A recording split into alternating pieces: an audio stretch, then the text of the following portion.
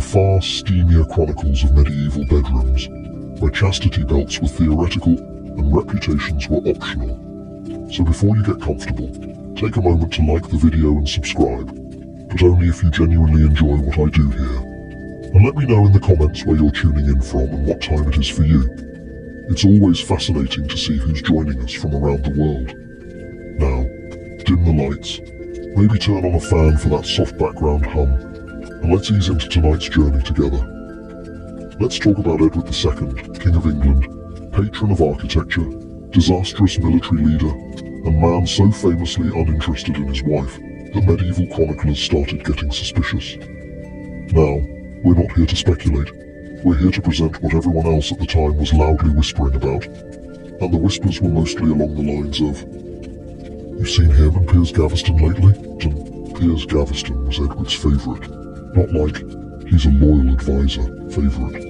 More like, "Here, take this earldom, my crown jewels, and half the royal treasury" favourite.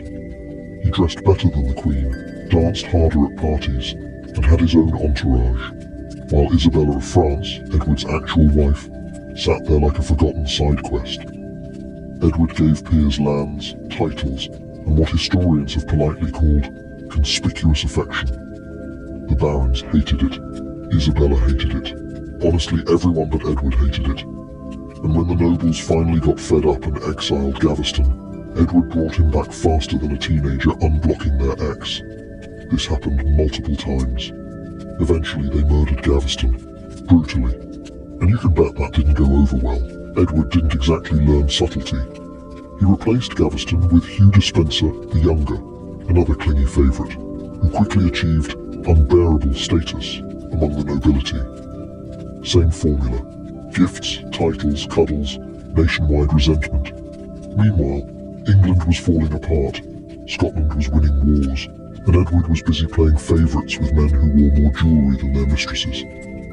His wife, Isabella, not one to be ignored forever, teamed up with her lover Roger Mortimer, invaded England, and overthrew him. They imprisoned Edward and, well, here's where it gets spicy, in a way no one asked for. The rumour, widely repeated by chroniclers who clearly loved drama, is that he was executed by having a red-hot poker inserted where the sun did not shine. No historical confirmation, but the tale stuck, possibly because it felt narratively tidy. In the end, Edward wasn't just known for being a bad king. He became medieval history's cautionary tale about mixing politics with intense public affection, and not reading the room, or the barons, or your very angry wife. If medieval Europe had a celebrity A-lister, it was Eleanor of Aquitaine, Queen of France, Queen of England, patron of poets, mother of kings, and, most importantly for tonight's theme, a woman who lived like the troubadours she funded, with flair, passion, and the occasional scandal that left bishops reaching for their smelling salts. Born around 1122, Eleanor didn't just marry into power, she dragged it home by the beard. She first wed Louis VII of France, a king so pious he probably apologised to candles before blowing them out. Eleanor, on the other hand, liked lively court life, spicy poetry, and men who didn't spend half their time on crusade trying to outpray each other. Their marriage? Awkward at best. While Louis was out crusading, Eleanor allegedly entertained her own ambitions. Rumours swirled about her close friendship with her uncle Raymond of Poitiers. And let's just say medieval chroniclers weren't known for their subtlety. Was there something romantic there? Maybe. Was it enough to make Louis jealous and furious? Definitely. Eventually, the Pope agreed to an annulment, citing consanguinity, which is medieval church code for your cousins, and also this is getting weird. Eleanor, newly single and scandalously empowered, wasted zero time. On her way home, she was nearly kidnapped twice, not for ransom, but for marriage. That's how much of a catch she was. She ended up marrying Henry Plantagenet, the future King Henry II of England. Their union was passionate, political, and eventually a bit stabby. She bore him 8 children, including Richard the Lionheart and John, who would go on to write the Magna Carta by accident, but things soured. Eleanor eventually backed her sons in a rebellion against Henry. When she wasn't leading revolts, she was running her own court in Poitiers, filled with troubadours, rules of courtly love, and the kind of storytelling that would make Netflix blush. To put it mildly, Eleanor had suitors, secrets, and stamina. She wasn't just admired, she was feared, desired, and occasionally excommunicated. If body count included power moves, emotional casualties, and rejected knights who wrote sad poems about her for decades, Eleanor of Aquitaine was undefeated. She lived into her 80s, and by the time she died, she had outlived 2 kings, birthed an empire, and left behind enough rumors to fuel a dozen HBO miniseries. In the long, morally complex annals of papal history, few figures managed to be simultaneously the head of the Catholic Church and the most committed participant in Roman bedroom bingo.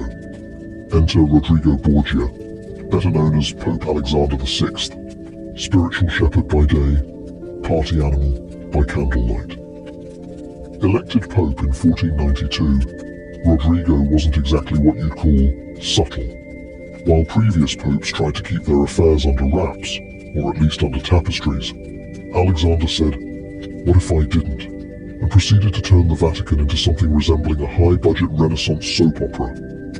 He had mistresses, children, and favorite cardinals, many of whom shared his last name, because yes, nepotism was basically family tradition.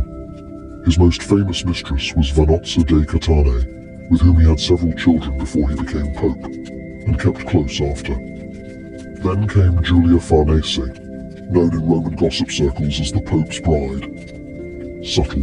Among his children were Cesare Borgia, who inspired Machiavelli's The Prince, and Lucrezia Borgia, who inspired every rumor involving poison rings, incest, and medieval mean girl tactics.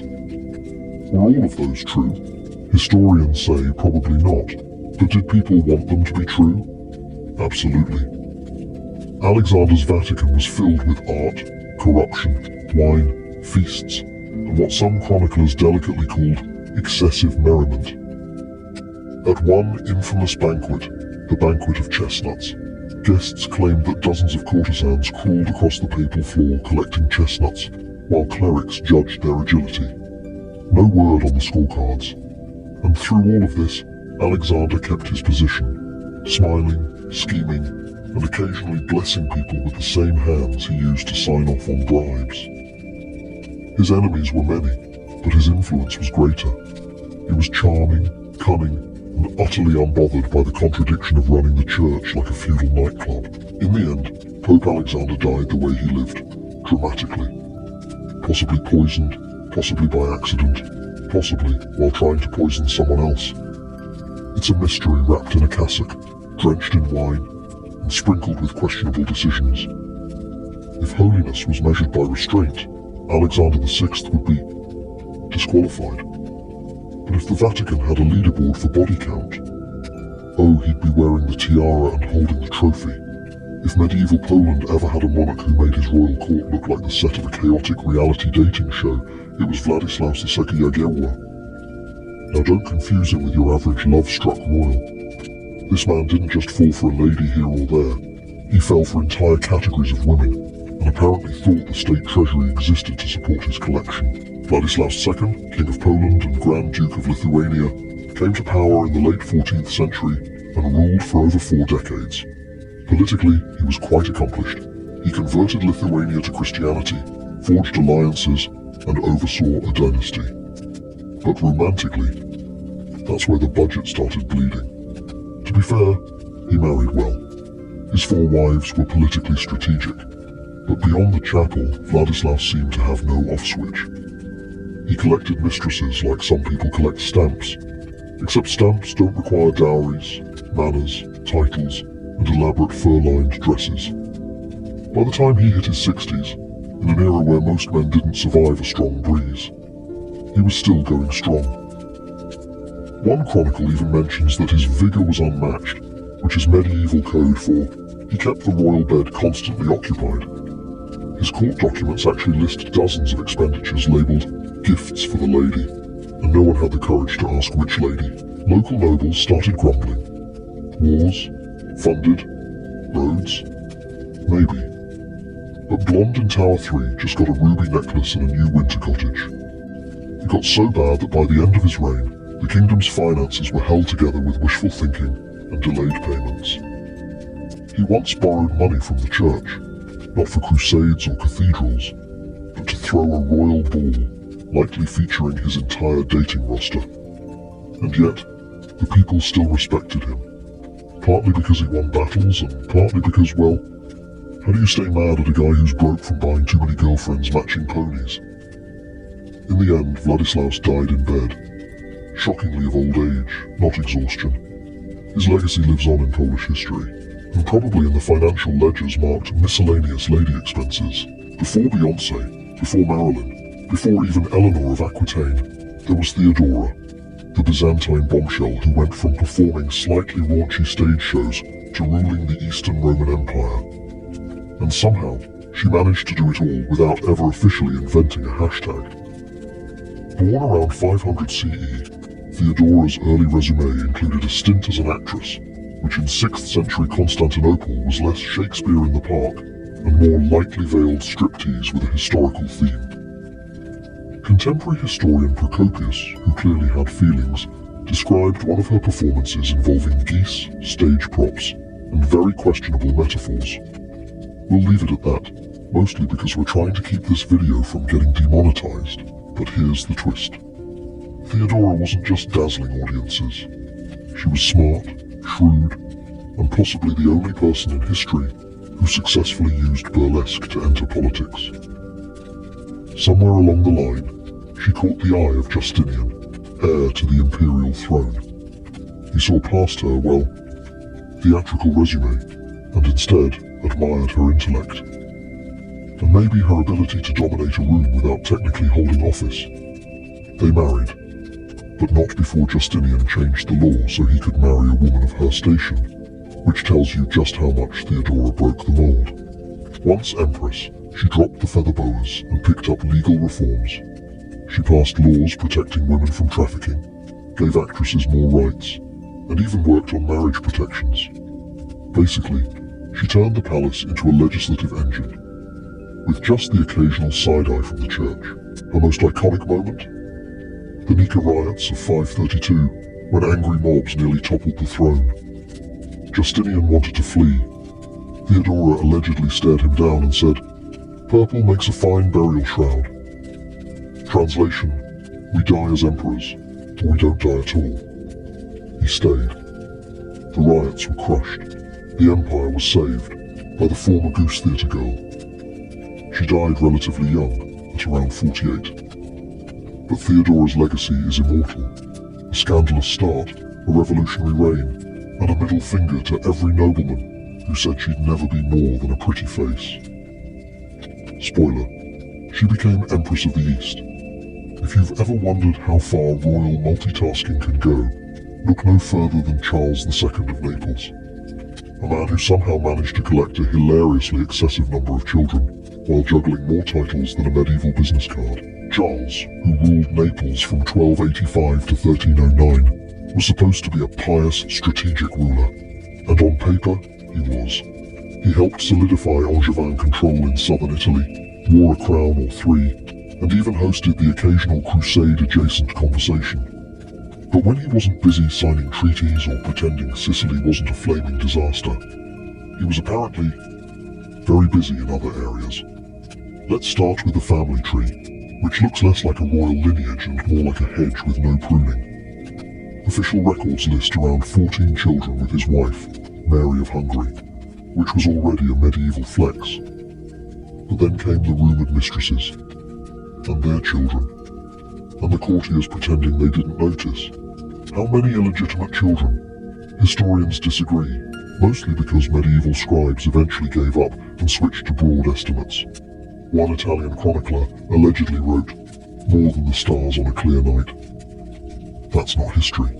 That's astronomy fueled by exhaustion. What's clear is that Charles had a habit of nobling his unofficial offspring. Some got land, some got abbeys. A few were quietly shipped off to monasteries, where they could reflect on how awkward family reunions would have been. Others were even married off to distant cousins, ensuring the bloodline stayed complicated and the inheritance battles stayed spicy. The church naturally raised an eyebrow, but Charles was clever.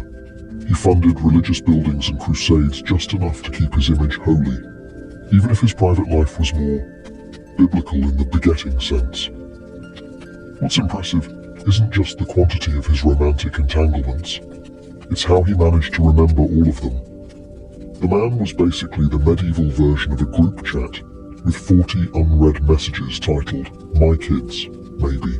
By the time he died, Charles had fathered a kingdom, a dozen political alliances, and enough children to start a very confused dynasty. His tomb reads, King of Naples and Jerusalem. It should probably also say, Employee of the Month, Department of Reproduction. If there were a medieval reality show titled Queens Who Snapped, Isabella of France would have earned the pilot episode, the spin-off, and probably a Netflix documentary.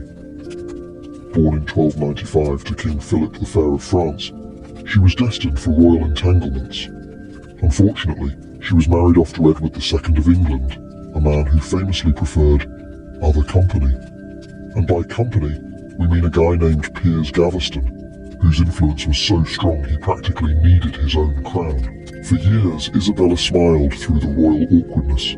She gave Edward airs, wore the gowns, played the part. Meanwhile, Edward gave most of his attention, and a disturbingly large chunk of royal treasure, to his favourites.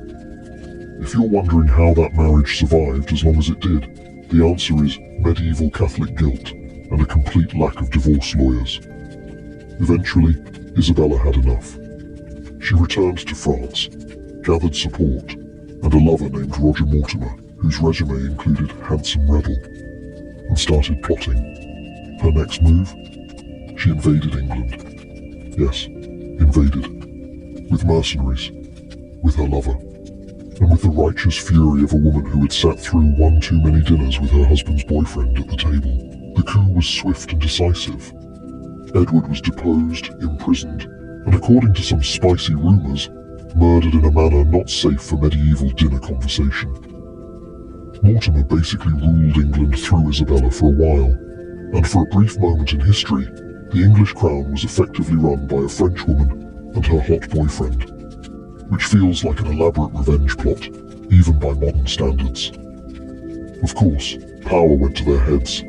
They spent like there was no tomorrow, made enemies of everyone, and eventually got caught by Isabella's teenage son, Edward III, who apparently decided, enough of Mum's villain era. Mortimer was executed. Isabella was sent to luxurious confinement, not quite prison, but no more royal balls either. Still, Isabella's legacy is undeniable. The queen who turned humiliation into invasion and passion into power. And while England never quite forgave her, historians can't help but admire the sheer audacity of it all. Before there was the Bachelor, there was Henry I of England, except instead of roses, he handed out titles, land, and the occasional awkward family reunion. Born in 1068 as the youngest son of William the Conqueror, Henry didn't inherit the crown. He took it after his brother died in a mysterious hunting accident, which, in medieval terms, means he was probably just the better archer that day. But if Henry was ruthless on the battlefield, he was even more prolific in the bedroom. And by prolific, we mean over 20 mistresses and at least 24 illegitimate children. That's not a king, that's a human fertility festival. Unlike other monarchs who tried to keep their extracurriculars hush-hush, Henry I made no such effort. He acknowledged most of his children, gave them noble marriages, and even brought a few into politics. He was basically running a build-a-bastard workshop, and business was booming. The mistresses came from all walks of life. Noblewomen, commoners, possibly the occasional tavern waitress who made strong eye contact. Henry didn't discriminate. If you could bat an eyelash and pronounce sire correctly, you were halfway to a cottage and a child support stipend. And what about the Queen, you ask? Matilda of Scotland, a respectable woman, probably had a permanent eye twitch. She gave him 2 legitimate children and then watched as Henry's extended family required a royal flowchart. One of his most famous illegitimate daughters, Sybil, married a prominent noble. Another, Matilda Fitzroy, became an abbess, which feels like the medieval version of putting your phone on airplane mode to avoid family drama. To his credit, Henry wasn't just sowing oats and calling it leadership.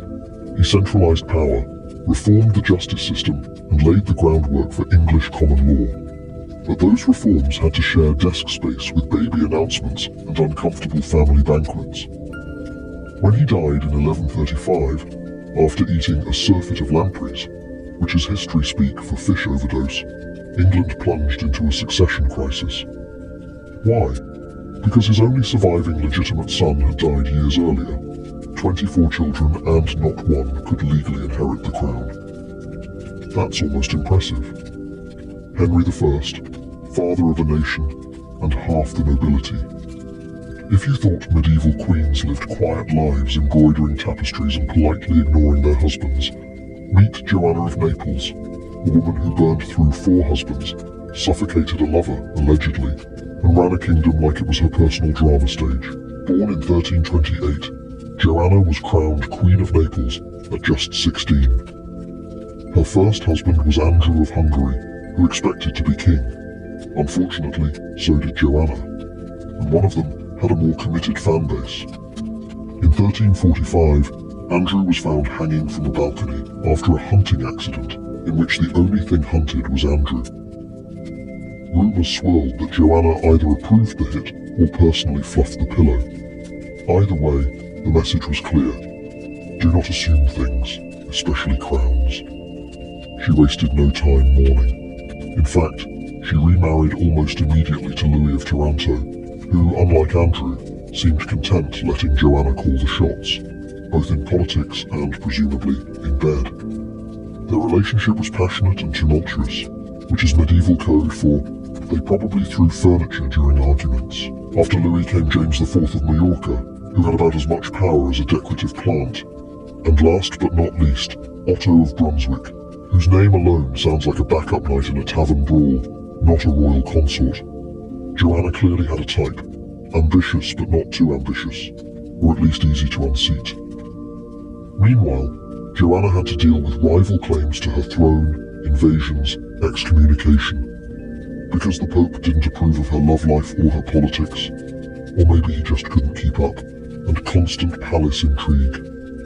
Through it all, she remained fiercely in control.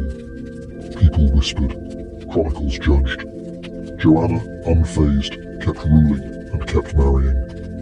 She may not have invented the phrase, next, but she certainly lived it. Eventually, her enemies caught up.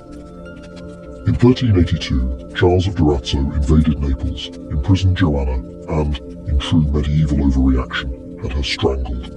Possibly with a pillow, possibly as ironic punishment, but history hasn't forgotten her. Joanna of Naples.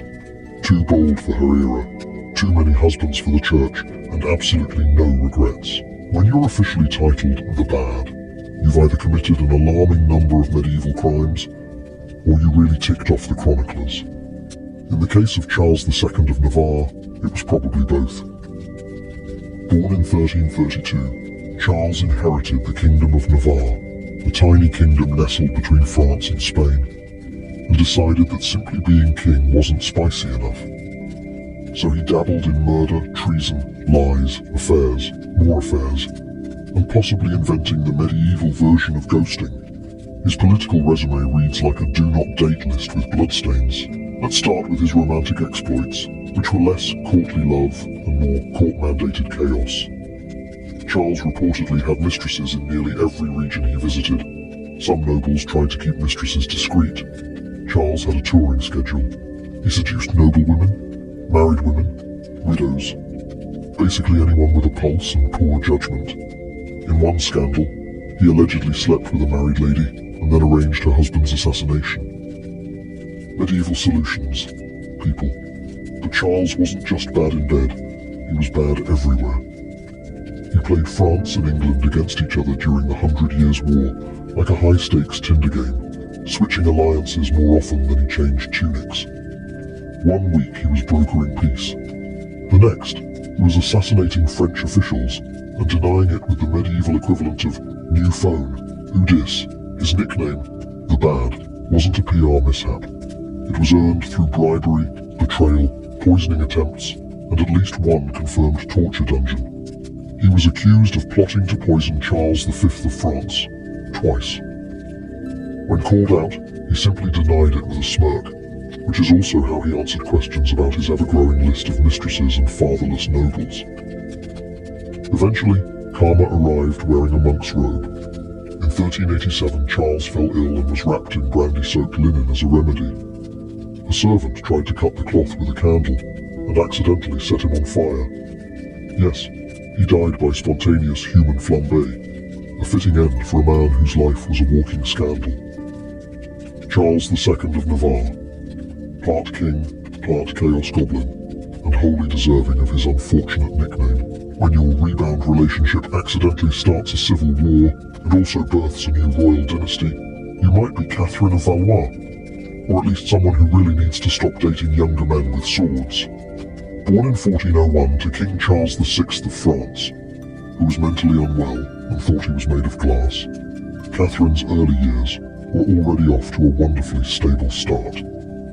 As a princess, she was politically valuable and emotionally neglected, the perfect combination for, let's marry her off to the enemy and see what happens. That enemy was Henry V of England, war hero, Shakespearean icon, and definitely not the guy to bring home to a French dinner party. They married in 1420 to seal the whole Treaty of Troyes thing, which basically told the Dauphin of France to go cry into his baguette. Catherine dutifully followed Henry to England and gave birth to Henry VI, before Henry promptly died of dysentery. Romantic, isn't it? Now a widow in her early 20s, Catherine found herself alone, still French, and somehow Queen of England.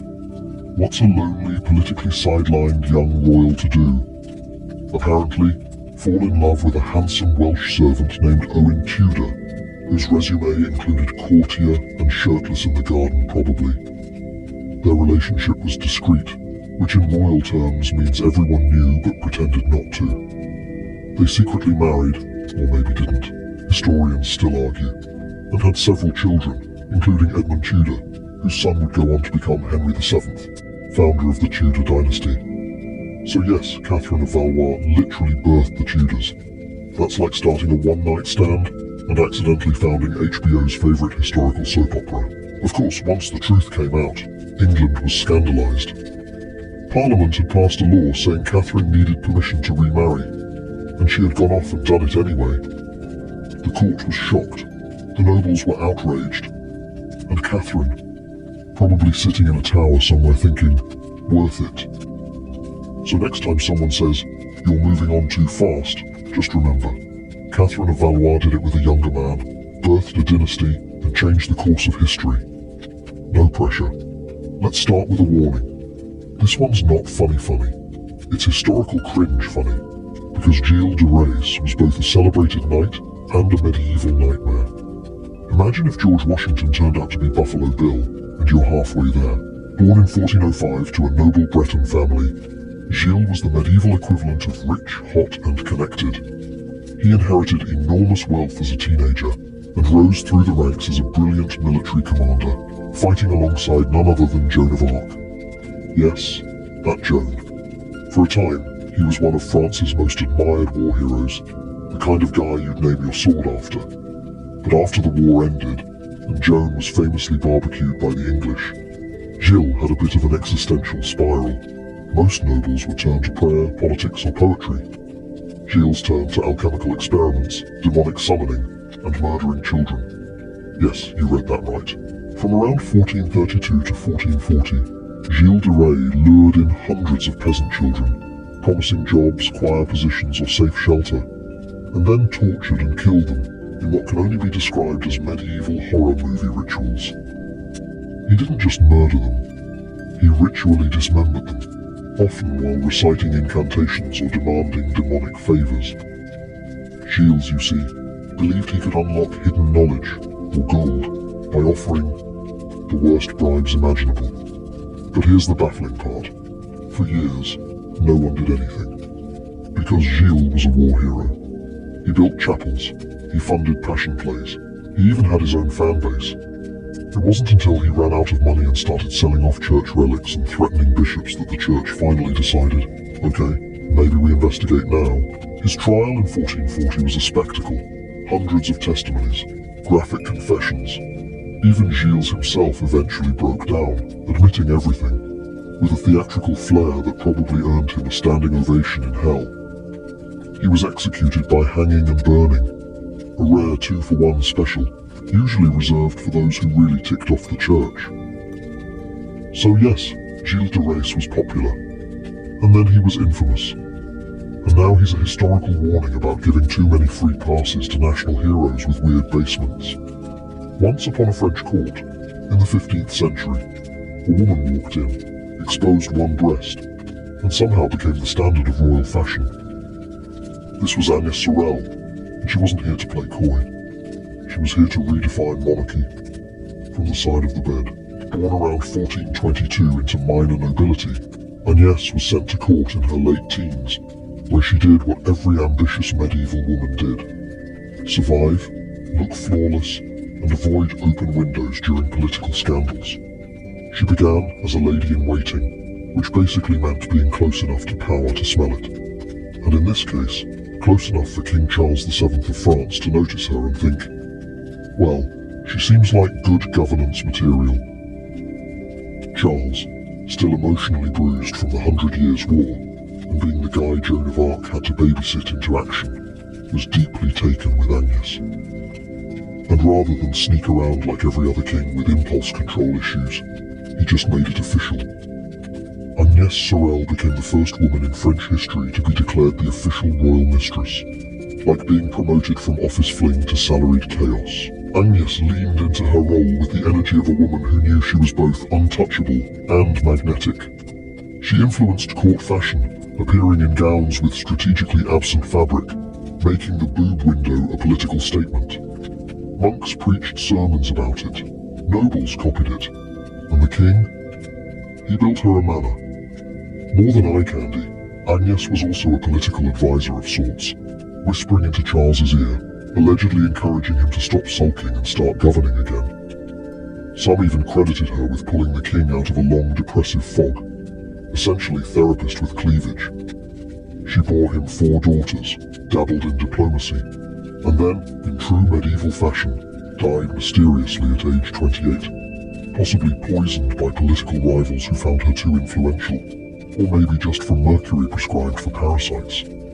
Because medieval medicine, always either dirt or deadly. Her legacy?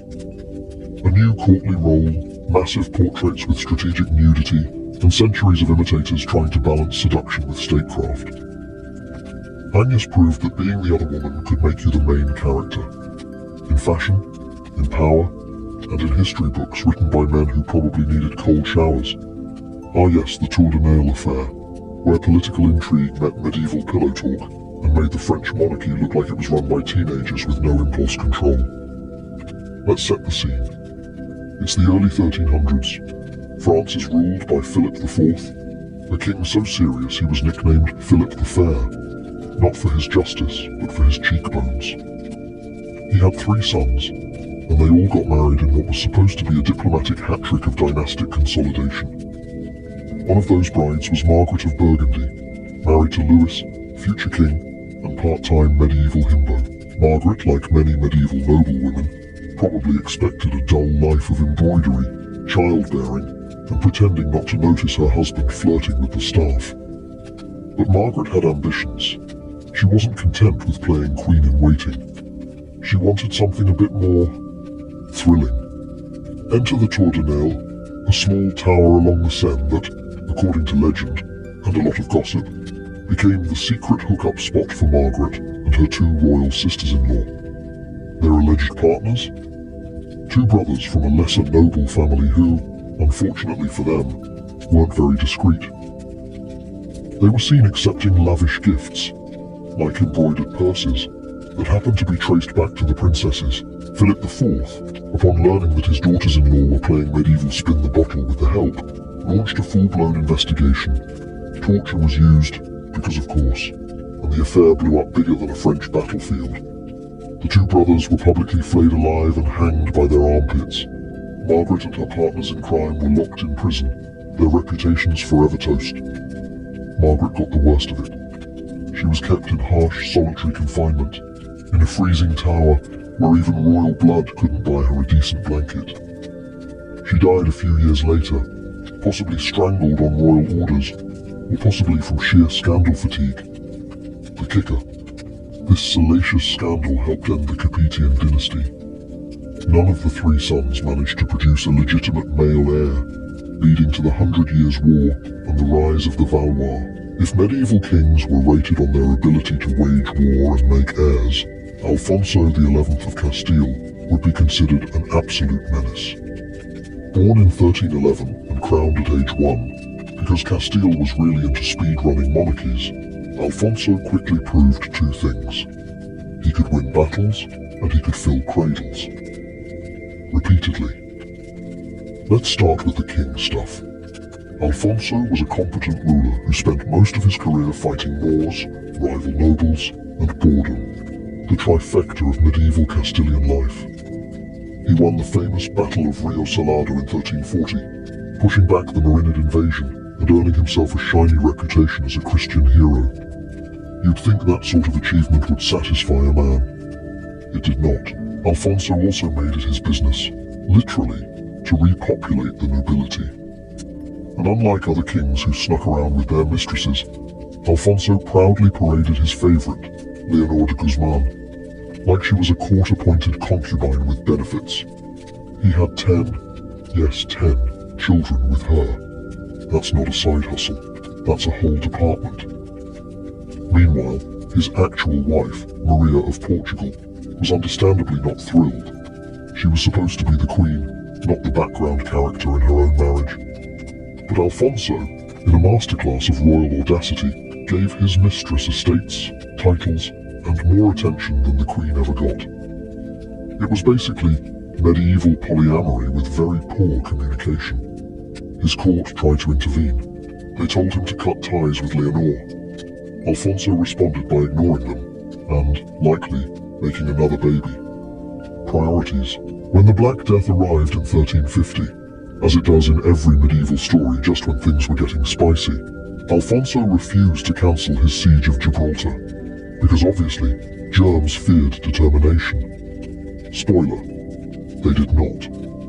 Alfonso died of the plague, leaving behind a war, a power vacuum, and more illegitimate children than royal advisors could count without an abacus. But the drama didn't end there. Maria, the neglected queen, outlived him and immediately had Leonor imprisoned and executed. The mistress may have had his heart and half his DNA, but the queen got the last word. Alfonso XI, military hero, fertility icon, and cautionary tale for anyone considering workplace romance on a kingdom-wide scale. High in the rugged folds of Mount Parnassus, Delphi stood as more than just a town. To the Greeks, it was the very navel of the world. Legend told that Zeus, to find the Earth's center, released two eagles from opposite ends of the sky.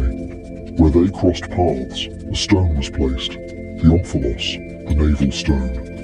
That stone rested at Delphi, and from that point, all directions of the Earth were said to stretch outward.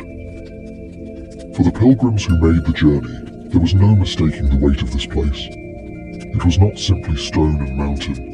It was destiny carved into the landscape.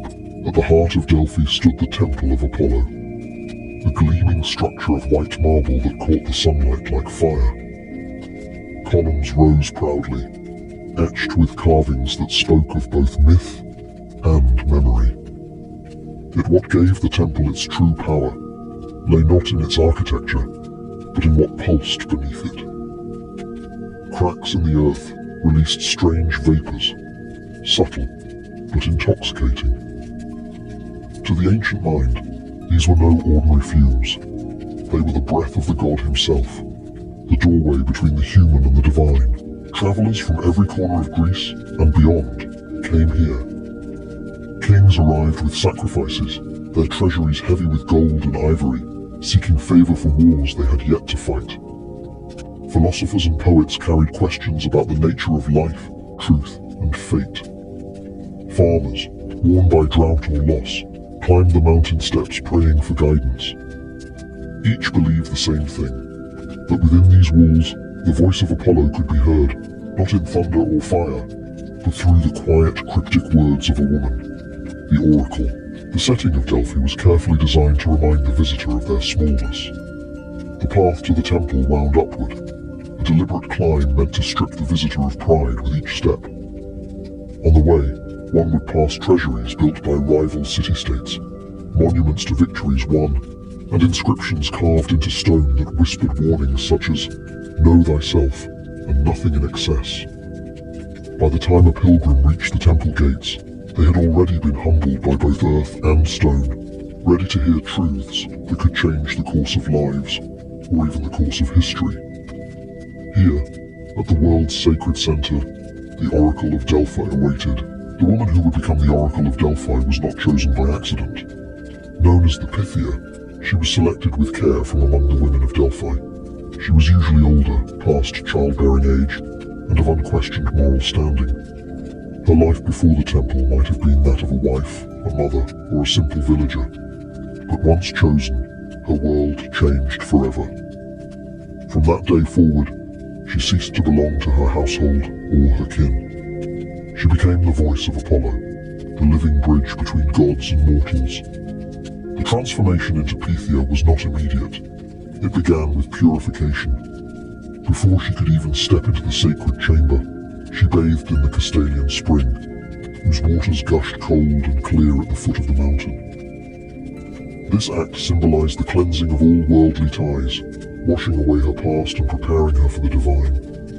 Afterward, she donned a simple white robe, a crown of laurel leaves upon her head, the tree sacred to Apollo himself. Inside the temple, the Pythia's seat was no throne of gold, but a humble tripod set above the fissures that released the earth's mysterious vapors. There she would sit, clutching a laurel branch in one hand and a bowl of spring water in the other.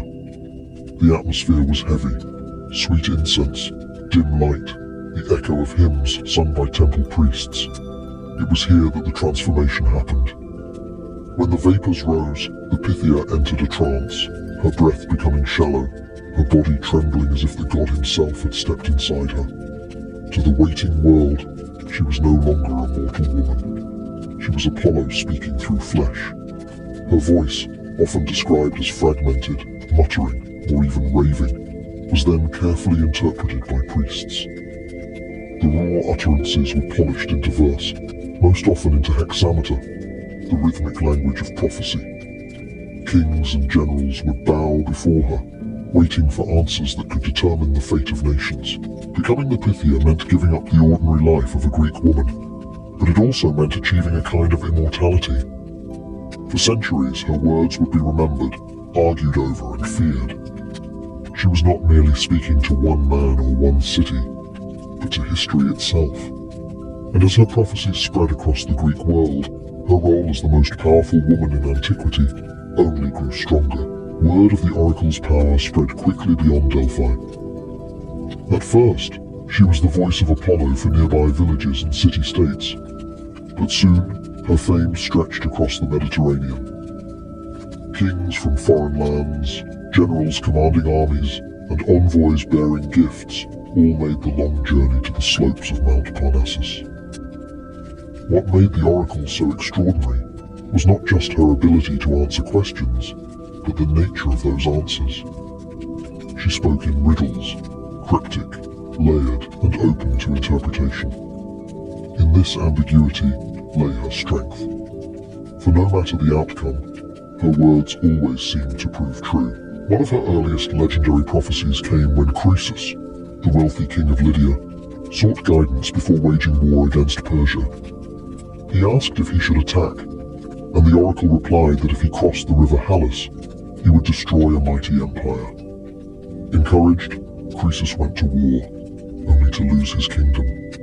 The prophecy had been correct, yet devastating. His empire had indeed been destroyed, his own. Stories like these cemented the oracle's reputation as a force beyond manipulation, a divine voice immune to the ambitions of mortals.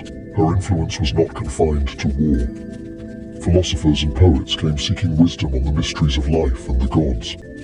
It was at Delphi that Socrates was declared the wisest man in Greece, not because he knew everything, but because he knew nothing. This single pronouncement shaped the path of Western philosophy. Imagine the ripple effect, centuries of thought, debate, and learning, all traced back to a single answer uttered in Apollo's temple. Even city-states consulted her before founding colonies or building laws. When the Spartans prepared for battle, they asked for her blessing. When Athens debated democracy, her words were weighed alongside the votes of men. Her authority was such that leaders often built entire strategies and systems of belief around what she declared. The oracle did not just predict the future, she helped create it. In an age when women rarely held positions of power, the Pythia of Delphi stood apart. Cloaked in divine mystery, she could sway the course of history with a single phrase. To question her was to question Apollo himself, and few dared take that risk. By the 6th century BCE, the oracle was no longer a local curiosity. She had become the beating heart of Greek religion, politics, and philosophy. The oracle of Delphi did not simply appear before petitioners and speak. Every prophecy was wrapped in layers of ritual, each designed to remind mortals that they stood on sacred ground, at the threshold of the divine. From the moment a pilgrim arrived in Delphi, the process began, not with words, but with offerings. To even approach Apollo's temple, a sacrifice had to be made. A goat, sprinkled with cold water, was observed carefully. If it shivered, the sign was favorable. Only then could the petitioner proceed. The supplicant would bring gifts, golden statues, bowls of silver, even entire treasuries dedicated by city-states. These were stored in small buildings lining the sacred way, monuments to human devotion and rivalry. Walking past them was a deliberate act. Every step toward the temple reminded the seeker of Apollo's power and of their own vulnerability. Before entering the inner sanctum, the petitioner underwent purification at the Castalian spring. Cold water washed their face and hands, cleansing them of impurity. The priests, too, prepared with chants and incense, their voices echoing against marble walls. It was a performance both spiritual and theatrical, meant to heighten expectation. By the time the supplicant was brought before the oracle, they were already primed to receive the god's voice. The Pythia herself began with her own purification. She drank from the sacred Cassotis spring, chewed laurel leaves, and burned barley on the altar. Then, dressed in white, she entered the Adyton, the hidden chamber beneath the temple. There, seated on the tripod above the fissures, she inhaled the rising vapors. Witnesses described her breathing quickening, her eyes glazing, her voice breaking into frenzied utterances. To the uninitiated, it was terrifying. To the faithful, it was the god descending into her body. Her words did not come as neat sentences. They poured out in fragments, shouts, whispers, incomprehensible syllables. The temple priests, trained in interpretation, stood nearby, shaping her speech into poetic form, often hexameter verse. These verses were then delivered to the waiting petitioner as Apollo's answer. The ritual was as important as the prophecy itself. It gave weight to every word, surrounding it with mystery. Those who left Delphi rarely doubted that they had heard the voice of a god. The oracle's riddles were not simple messages. They were sacred experiences, binding men and women alike to Apollo's eternal will. If Delphi was the navel of the world, then the oracle was its heartbeat during war. No major campaign, no ambitious expansion, and often no treaty was sealed without her voice. City-states looked to her not just for divine approval, but for reassurance that their cause was fated to succeed. In a world where the gods were believed to decide every outcome, to march into battle without Apollo's sanction seemed reckless, even suicidal. One of the most famous examples came during the Persian Wars of the 5th century BCE. When the mighty Persian army advanced on Greece, envoys from Athens climbed Mount Parnassus, seeking guidance. The oracle's first words were bleak. She warned them that fire and destruction would consume the city, that only a wall of wood would save them. The Athenians were thrown into confusion. What wall of wood could resist the vast Persian horde? Interpretations varied. Some believed it meant fortifications on land. Others argued it referred to ships. Ultimately, Themistocles, one of Athens' sharpest minds, insisted the oracle meant their navy.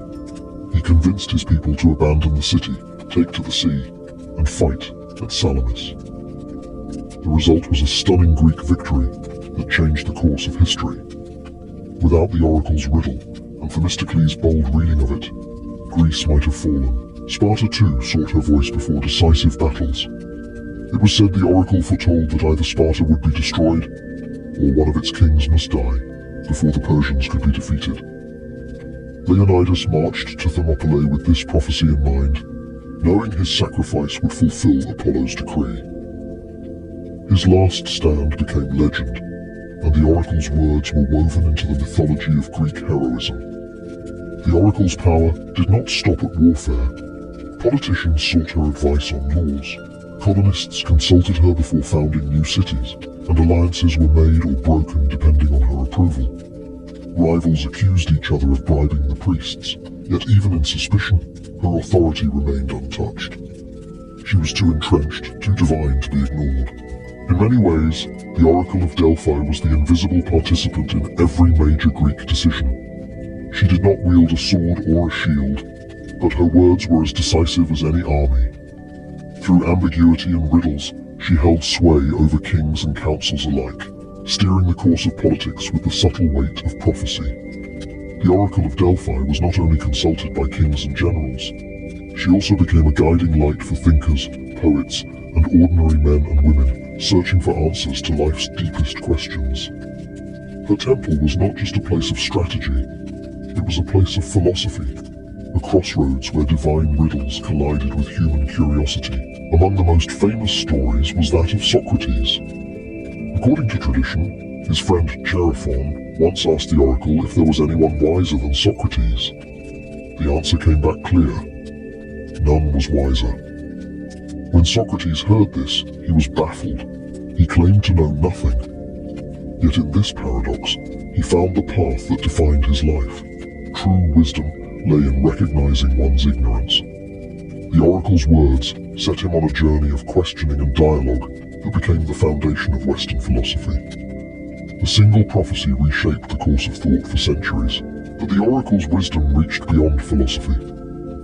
Ordinary people came to her with questions of family, love, health, and morality. Should a farmer plant this year or wait for the rains? Should a sailor risk the sea or remain ashore?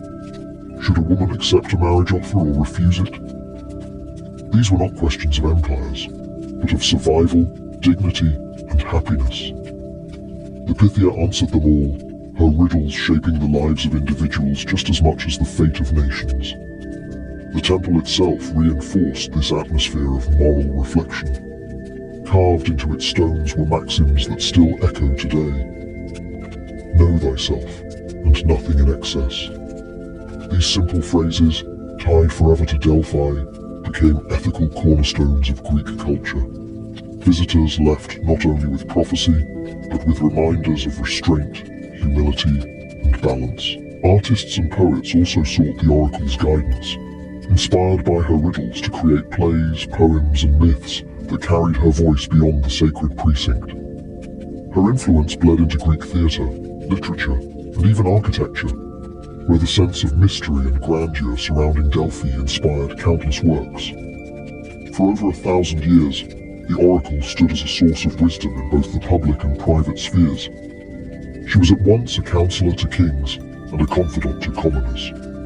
To sit before her tripod was to stand before the unknown itself, and whether you were a philosopher pondering truth or a farmer fearing failure, the oracle's words carried the same weight. Destiny itself whispered through her lips. By the 5th and 4th centuries BCE, Delphi was no longer just a sanctuary.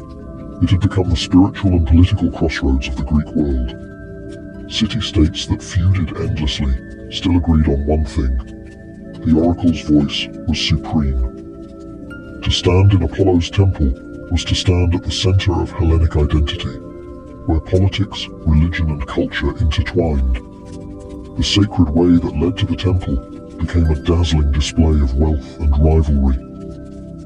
As Athens, Sparta, Corinth, and Thebes competed for dominance, they built treasuries along the path to house their offerings, gleaming marble buildings filled with gold, silver, and statues.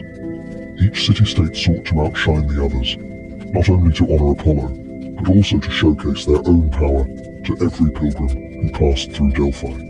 Walking that path was like strolling through a miniature Greece, each monument a statement of pride and prestige. Delphi's festivals further amplified its fame. Chief among them were the Pythian Games, held every 4 years in honor of Apollo's victory over the serpent Python. These games rivaled even the Olympics, drawing athletes, musicians, and poets from across the Mediterranean. Victors returned home crowned with laurel wreaths, symbols of Apollo's favor. The blending of athleticism, art, and religion at Delphi turned the site into a hub of pan-Hellenic unity, even as rivalries simmered elsewhere. Foreign rulers, too, recognized Delphi's power. Envoys from Egypt, Lydia, and even distant Rome made offerings at the temple. For them, the oracle was not merely a Greek phenomenon. She was a universal voice, a bridge between cultures. When powerful leaders sought legitimacy, they often turned to Delphi, for a favorable prophecy could strengthen their rule just as surely as an army. At its height, Delphi was more than a sanctuary. It was a stage where the drama of the ancient world unfolded. The oracle sat at the center, her riddles rippling outward to shape politics, philosophy, and culture. The priests maintained order, interpreting her words, recording dedications, and ensuring the temple remained neutral ground.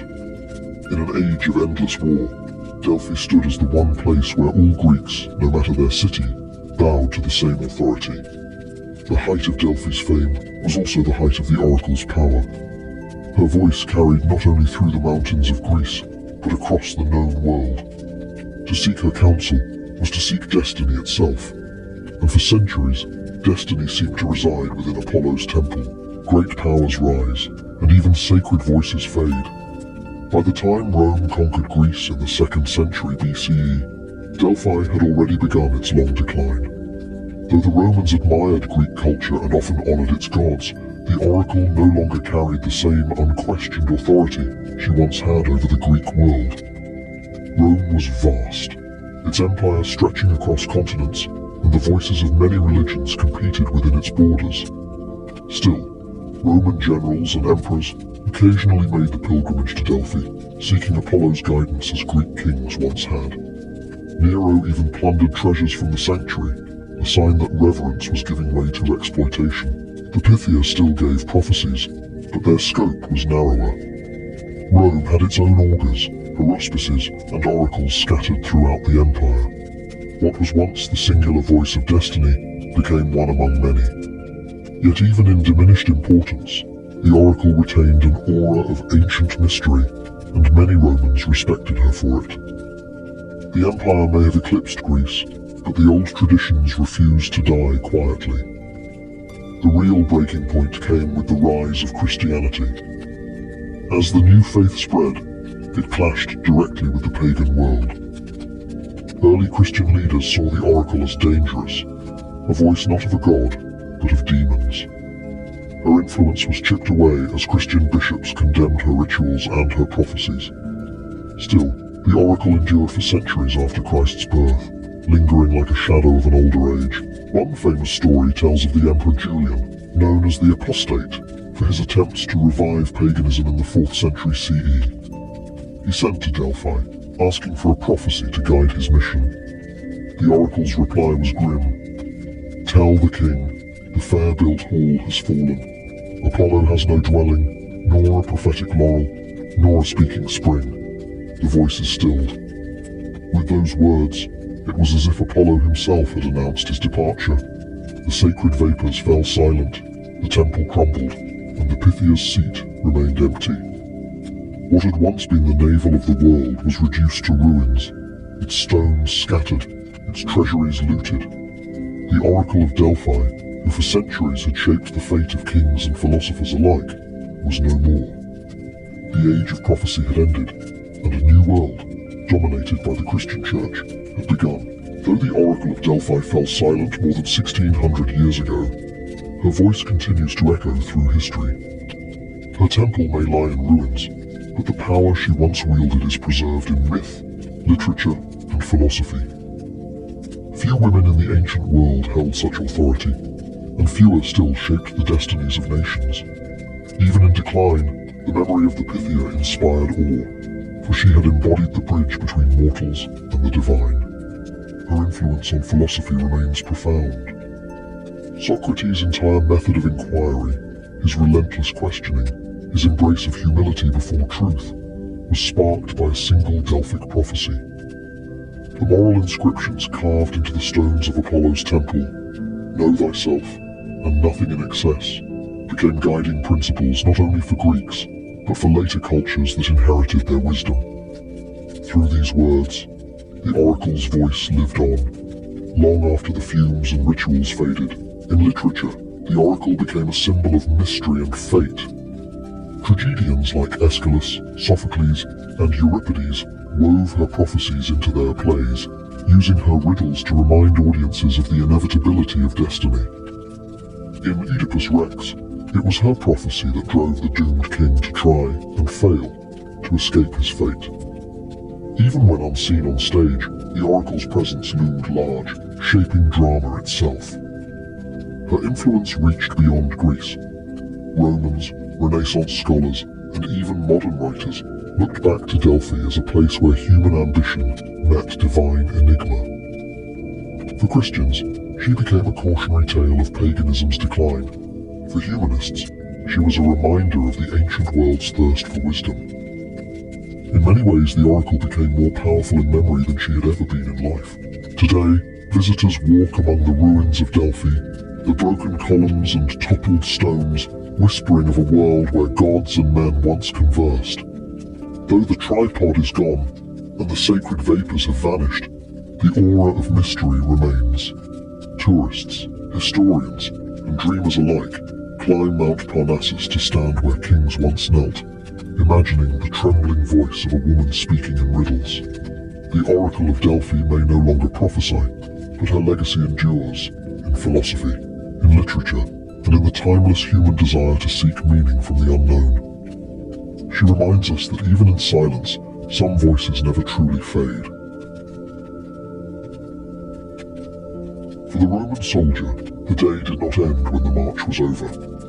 In fact, the hardest part often began only after the horn signaled the halt. A legion might cover 15 to 20 miles in a single day, trudging under the Mediterranean sun, or through the mud of northern Europe. Each man carried not just his armor and weapons, but also a heavy pack loaded with stakes for palisades, tools for digging, cooking gear, and personal rations. The Romans called these men muli Mariani, Marius's mules, a testament to how much they hauled on their backs. As the column slowed, discipline never wavered. This was not a chaotic sprawl of tired men dropping where they stood. Every soldier knew that their survival depended on order, and order began with the camp. For the Romans, safety came not from chance, but from routine. A legion without walls was exposed, vulnerable to ambush, thieves, or sudden attack. But a legion that built its own fortress each night could rest behind ramparts as secure as any permanent city. When the general chose the moment to stop, his surveyors stepped forward. They carried measuring rods and flags, marking out the precise footprint of the camp. To an outsider, it might have looked like a small miracle. An empty field was suddenly transformed into the outline of a fortress. Lines were drawn for the main streets, for the commander's tent, for the storage of supplies, and for the positions of the cohorts. Every man would know exactly where he belonged before the first shovel struck earth. The work ahead was grueling, but it was also familiar. Soldiers found comfort in repetition. Whether in Spain, Gaul, Africa, or the wild forests of Germania, the process was always the same. The rhythm of construction gave the legion a sense of stability, even in hostile territory. The soldier could look at the newly marked ground and already imagine the protective walls, the glowing fires, and the ordered rows of tents that would rise before nightfall.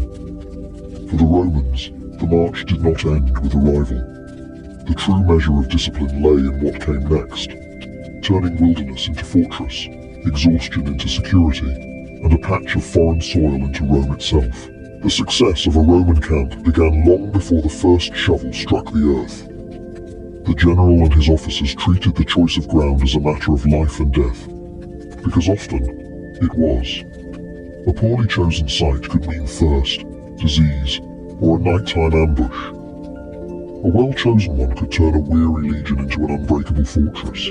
The surveyors, specialists known as metators, were the first to move forward once the marching column halted. Carrying staffs, measuring rods, and brightly colored flags, they spread out across the terrain. Their eyes searched for specific qualities. The ground needed to be firm and elevated, never in a swamp or valley where rainwater might collect. A camp on a hill not only stayed dry, but also gave the soldiers a vantage point to watch for enemy movement. At the same time, the location needed access to fresh water, streams, springs, or rivers, without exposing the camp to flooding. Firewood too was considered, for without it, cooking and warmth became impossible, but security was always the top priority. An open field allowed for clear lines of sight, making it harder for enemies to sneak close under cover. If hostile forces were nearby, the chosen ground was sometimes deliberately placed to show strength, projecting Roman confidence. The message was simple: here we stand, and we are ready. Once the site was approved, the metators planted their flags, marking the outline of the camp. This was not done haphazardly. It followed a precise formula. The camp was a square or rectangle, its sides aligned with the cardinal points of the compass. Within moments, the blank landscape was transformed into an invisible blueprint. Soldiers who had never seen this particular field before already knew where their tents would stand, where the gates would open, and where the commander's quarters would rise. This methodical choice of ground was a reflection of Roman discipline itself. Where other armies might scatter in exhaustion, the legions imposed order on chaos. Every patch of earth they touched became part of a greater system. The chosen ground was not just a resting place, it was the foundation for survival and for the projection of Roman power deep into foreign lands. Once the site was marked out with flags, the quiet of the chosen field quickly gave way to the clatter of tools. Every soldier knew what came next: digging. There was no waiting, no pause to rest aching legs. The legion's security depended on the speed with which they could transform open ground into a defensible fortress. The first task was the ditch, the fossa. Soldiers lined up along the perimeter, each man wielding a mattock or spade. Soil flew as they cut into the earth, heaving dirt into wicker baskets that others carried away. The ditch was not shallow. Depending on the situation, it could be as deep as 9 feet and just as wide, steep enough to make a sudden charge nearly impossible.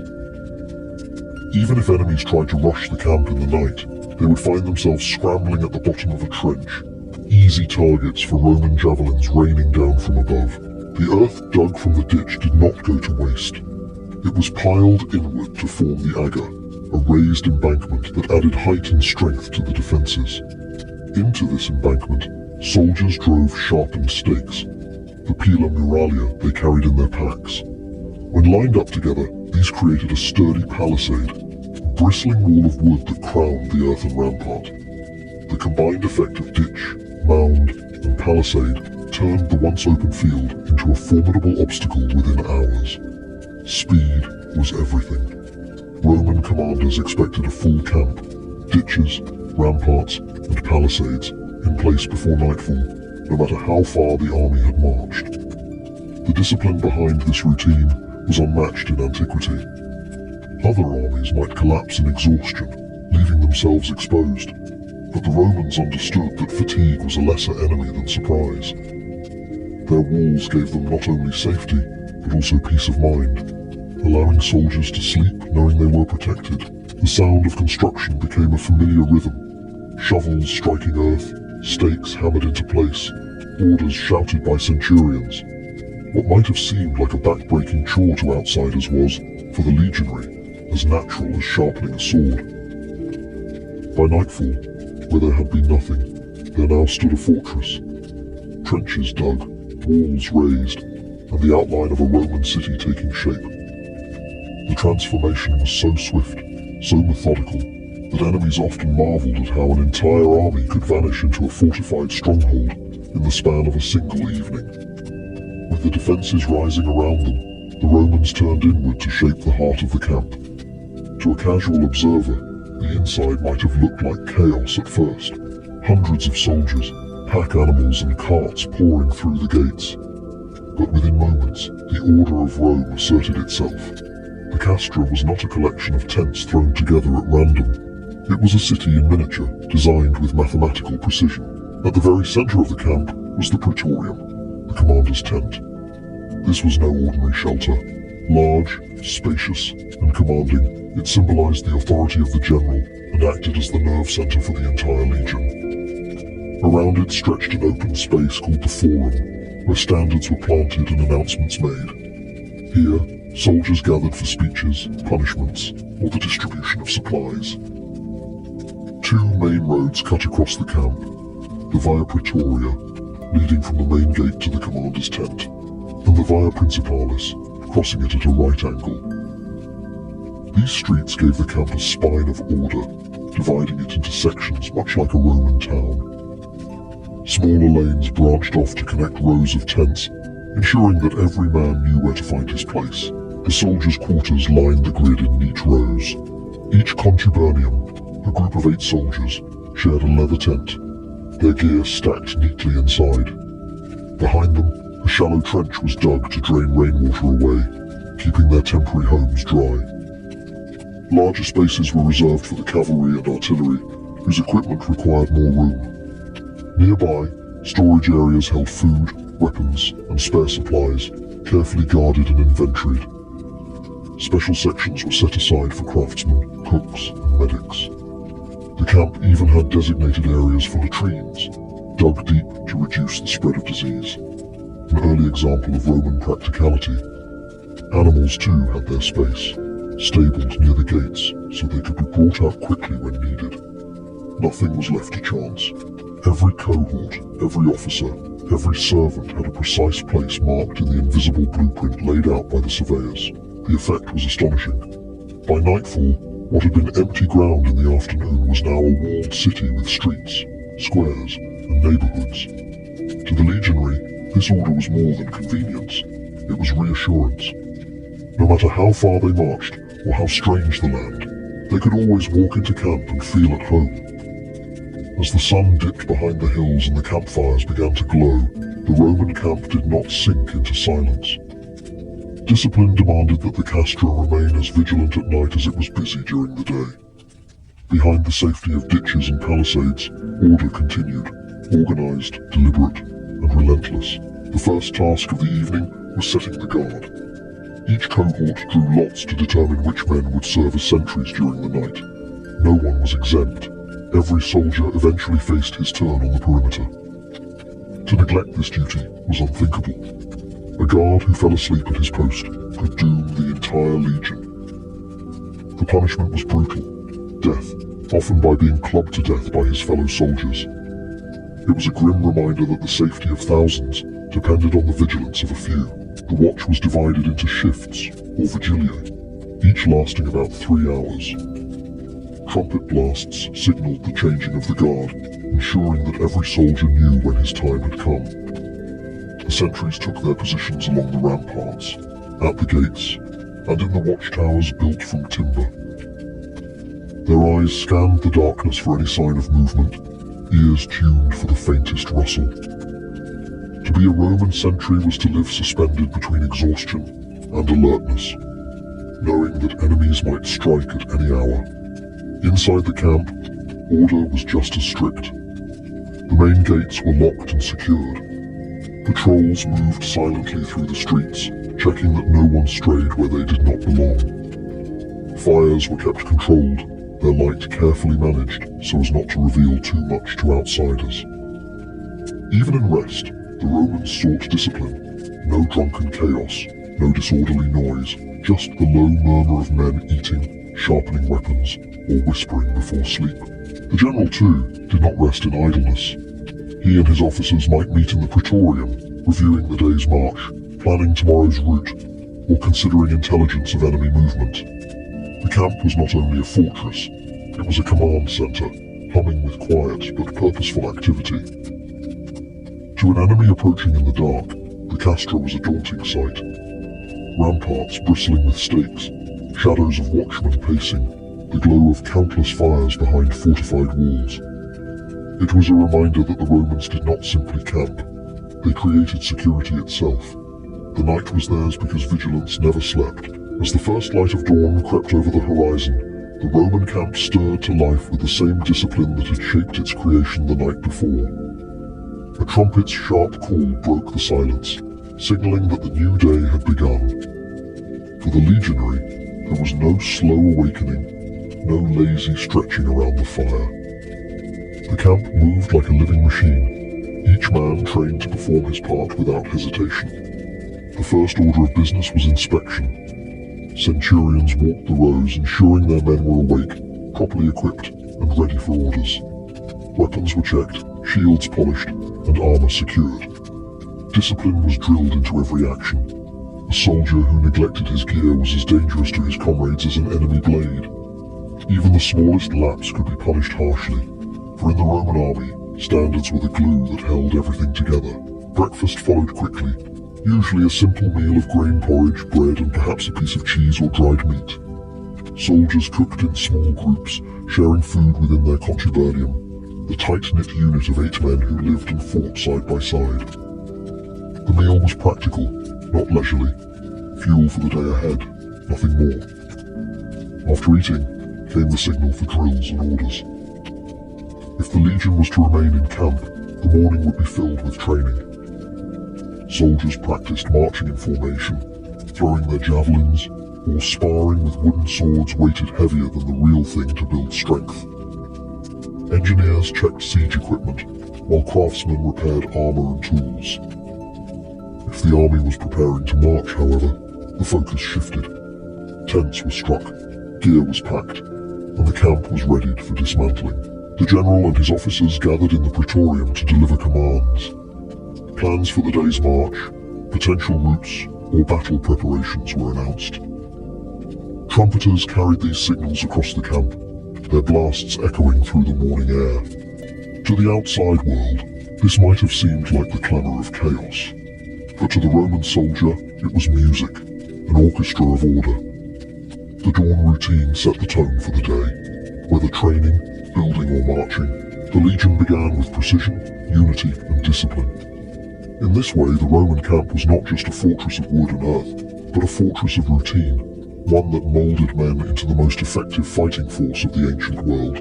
When the order came to move, the Roman camp vanished almost as swiftly as it had appeared. What had been a bustling fortress at dusk was by dawn already in the process of being dismantled, each man performing his role with practiced efficiency. For the legionary, this was routine, another chapter in the endless rhythm of march, build, defend, dismantle, and march again. The first step was striking the tents. Each contubernium worked together, carefully folding the heavy leather sheets and packing poles and ropes. Nothing was left behind. Discipline demanded that the camp's footprint vanish with the army. Fires were doused, ashes scattered, and trenches filled in. The ground might still bear scars of digging, but to an approaching enemy, the Romans left little of use. Next came the palisades. The wooden stakes that had bristled along the ramparts the night before were pulled from the earth, cleaned and bundled. Each soldier carried a share, just as he had carried them the day before. These stakes, along with shovels and tools, were as vital to the legion as swords and shields. Without them, the army would be naked at night. Roman strength lay not only in its weapons, but in its ability to create fortresses wherever it went. Supplies were loaded onto wagons and pack animals. The quartermasters oversaw the process with strict attention, ensuring that food, weapons and equipment were balanced across the baggage train. Order of march was carefully arranged. Scouts and cavalry led the way, followed by engineers, then the legions in disciplined columns. The baggage train and camp followers traveled in the middle, protected by soldiers on all sides, while rear guards kept watch against ambush.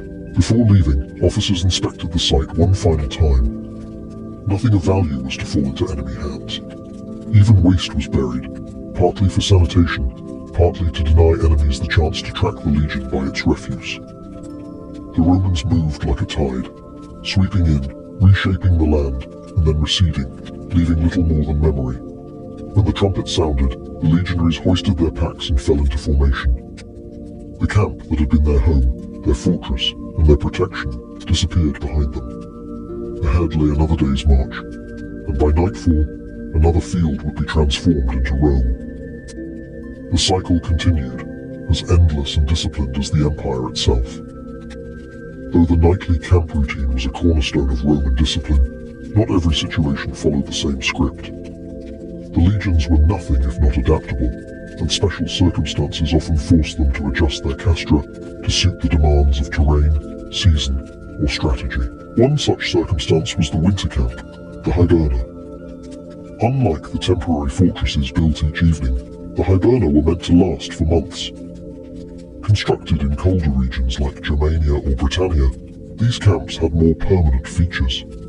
Huts of timber and stone replaced leather tents. Deeper ditches and stronger walls were dug, and granaries were built to store the season's supplies. These camps became small towns in their own right, complete with workshops, stables, and even bathhouses, reminders that Roman comfort could be carved into the harshest frontier. During sieges, the camp took on a different form entirely. If a legion encircled a city or fortress, it would build not just one camp, but often a ring of them, connected by ditches and walls that both protected the Romans and hemmed in their enemies. These camps might last weeks or months, sometimes longer than the city under siege itself. Here, engineering genius came to the fore. Towers, siege ramps, and supply depots were integrated into the camp's design, turning it into a vast war machine bristling with intent. Emergencies called for another layer of adaptation. If a sudden threat loomed, the legions could raise a camp in astonishing speed, sometimes in less than 2 hours. In these cases, the ditch might be shallower and the palisade rougher, but the principle remained the same. Never rest without defenses. Even under ambush, Roman soldiers instinctively sought to impose order on chaos, creating barriers with wagons, stakes, or anything at hand until the full castra could be built. Geography too demanded flexibility. In rocky terrain where ditches could not be dug, walls of piled stone substituted. In deserts, water sources dictated layout, and tents clustered tightly around wells. Wherever they went, the Romans reshaped the land to suit their needs, but always within the disciplined framework of the castra. These adaptations proved the genius of Roman military culture. The camp was not a rigid formula, but a living system, able to flex under pressure without breaking. Whether in winter cold, siege warfare, or sudden danger, the Romans always built their fortress. To them, safety was not luck. It was labor, discipline, and the certainty of routine. The Roman camp was more than a nightly fortress. It was a statement of power, order, and identity. Wherever the legions marched, they carried Rome itself into foreign lands. The castra was not simply a place to rest. It was the embodiment of Roman discipline, repeated so often that it became second nature to every soldier. And when the empire expanded, the traces of these temporary fortresses became permanent marks on history. Many Roman towns and cities began as camps. The grid layout of streets in places like Cologne, Vienna, and Chester can still be traced back to the design of a legionary castra. What was once the Via Praetoria became a main thoroughfare. The Praetorium evolved into a civic centre, and the regular rows of tents turned into city blocks. In this way, the Roman way of war left behind not only ruins of walls and forts, but entire urban landscapes. The legacy of the camp also shaped military thinking for centuries to come. Medieval armies, though far less disciplined, often imitated aspects of Roman encampments, raising palisades and digging ditches whenever possible. Even in modern military practice, the principle of securing a defensible base before rest echoes the lessons of the Roman castra. Safety through preparation remains a universal law of war, but the true genius of the castra lay in what it revealed about the Roman mind. It was not enough to fight bravely or win battles. To be Roman was to impose order, to turn wilderness into structure, and to never allow chance to dictate survival. Every ditch dug, every stake driven, and every street marked in the dust was an act of civilization as much as an act of war. For the legionary, the camp routine was tedious, backbreaking, and relentless. Yet it was also the foundation of his security. Behind those walls he could eat, sleep, and prepare for the next day's march. In the long years of campaigning, the Castra became as familiar as his shield, a constant reminder that wherever he went, Rome went with him. Today, archaeologists still uncover the outlines of these temporary cities. Faint ditches, remnants of stakes, and the telltale grids carved into the earth. They are silent testimonies to a discipline so ingrained that it built empires and left traces lasting 2,000 years. The Roman camp was never just routine, it was Rome itself, rebuilt each night and carried into eternity. The life of a Roman recruit usually began far from the battlefield. Most of the men who would one day march beneath the legionary standards were ordinary youths drawn from the soil of Italy or the provinces. Some came from quiet farms, where they had spent their lives behind a plough, hardened by work, but untouched by the discipline of military order. Others came from the bustling city streets of Rome itself, where poverty was common, and the lure of steady pay and the promise of bread and coin tempted many to enlist. For the poor farmer, enlistment meant relief from endless toil with little reward. A soldier's pay, though modest, was guaranteed, and the promise of spoils after campaigns made the risk seem worth it. For the city boy, the army offered a path out of hunger and obscurity. The legions gave structure, food, clothing, and even the possibility of land after years of service. For some, it was less about ambition and more about survival. Yet whether drawn by desperation or adventure, once they stood before the recruiter there was no turning back. The selection process was stern. Examiners checked their bodies carefully. Broad chests, strong arms, sturdy legs were all sought after. Teeth were examined to judge health. Scars or deformities were scrutinized as signs of weakness. Rome demanded not just willingness, but physical endurance. Those who passed were branded as suitable, their lives now bound to the legions.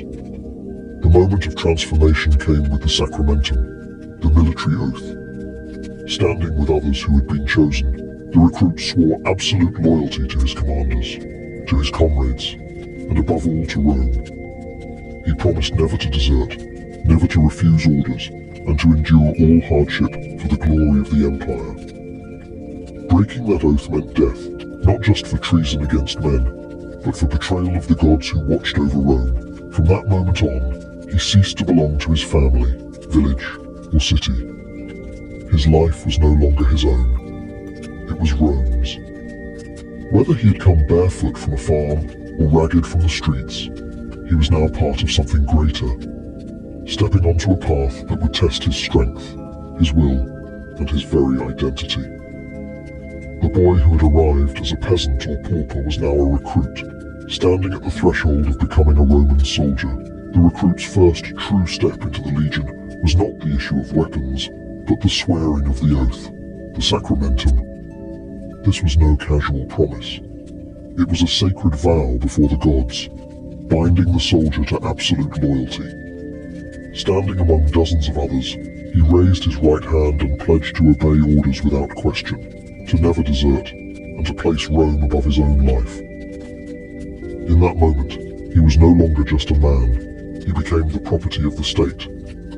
To break the oath was not only a crime, but a kind of blasphemy, punishable by death.